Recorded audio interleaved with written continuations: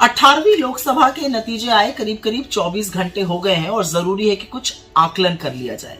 लेकिन आकलन करने से पहले एक बात जरूर कहना चाहती हूं, हिंदुस्तान ने अपने आप को बचा लिया, मेरे देश ने अपने आप को बचा लिया, मेरे देश के लोगों ने अपने आप को, अपने संविधान को, अपनी लोकतंत्र को बचा लिया।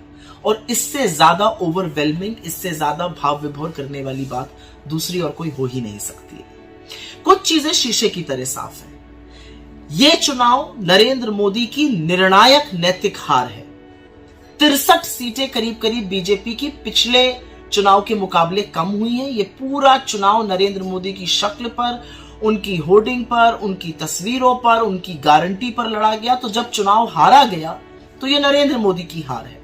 और असलियत यह है कि लोगों ने रिसाउंडिंगली रिजेक्ट किया है उनको, उनकी नफरत की राजनीति को, उनकी जलूल की बातों को और बीजेपी को। 63 सीटें करीब करीब कम हुई है बीजेपी की 2019 के मुकाबले।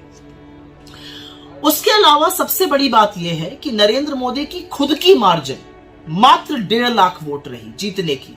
जबरदस्त चुनाव लड़ा अजय राय जी ने, कांग्रेस के अध्यक्ष बनारस में, उत्तर प्रदेश के अध्यक्ष हैं। और यही नहीं, आसपास की सीटें, चंदौली हुआ, जौनपुर हुआ, ये सारी सीटें बीजेपी हारी। तो बनारस का बहुत कुप्रभाव भी आसपास पड़ा बीजेपी के लिए।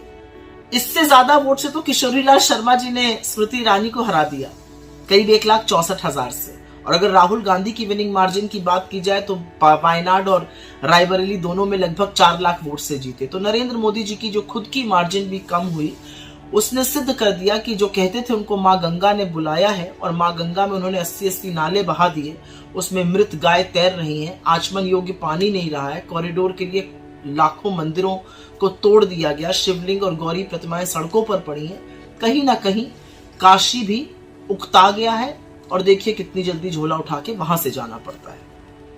इस चुनाव ने एक बात और सिद्ध करी कि लोगों को कोई मतलब नहीं है कि आप मुजरा, मंगलसूत्र, भैंस, टोटी, इस तरह की उलझलूल बातें करिए। आप अपने आप को परमात्मा का दूत बता दीजिए। लोगों ने ये चुनाव मुद्दों पर लड़ा है। और असलियत यह है कि राहुल गांधी ने जो बीड़ा उठाया था इस संविधान को बचाने का, हमारे सबसे पवित्र ग्रंथ को बचाने का, इस देश की आत्मा को बचाने का, उसमें उन्होंने वादा किया था, वो सफल हुए हैं। और ये बीड़ा उन्होंने भारत जोड़ो यात्रा से लेकर भारत जोड़ो न्याय यात्रा तक उठाए रखा।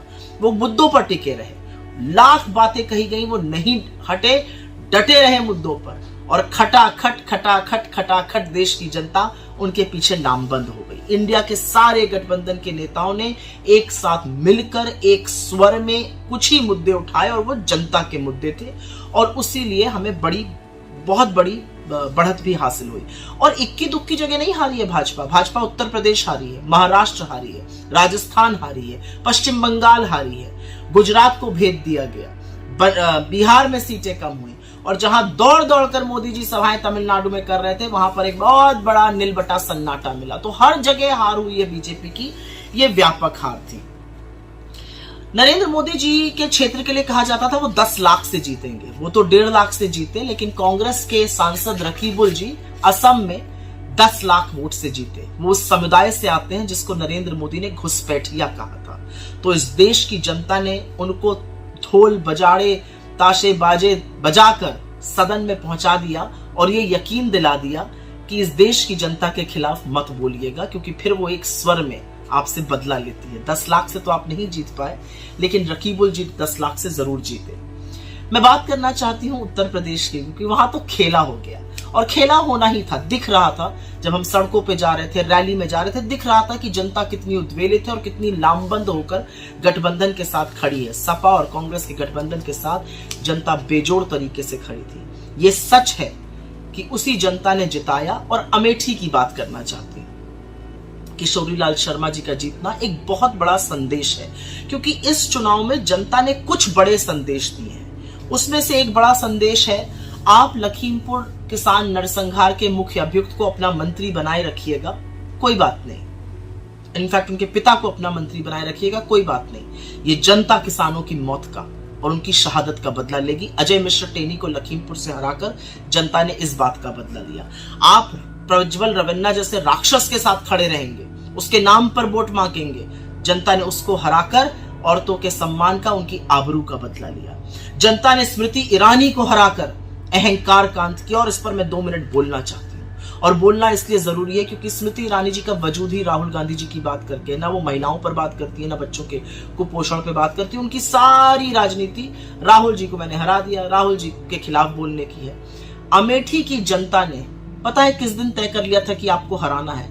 जिस दिन आपने सदन में खड़े होकर सोनिया गांधी जी से तू तड़ाक किया था, जिस दिन आपने उनको तुम कहकर संबोधित किया था, उसी दिन अमेठी ने डिसाइड कर लिया था कि आपकी बड़ी शिकस्त होगी। 1,64,000 वोटों से हारना आसान बात नहीं है। और जिसको आप राहुल गांधी का पीए कहती थी ना, वही काफी थे आपको हराने के लिए, कांग्रेस का एक मजबूत कार्यकर्ता।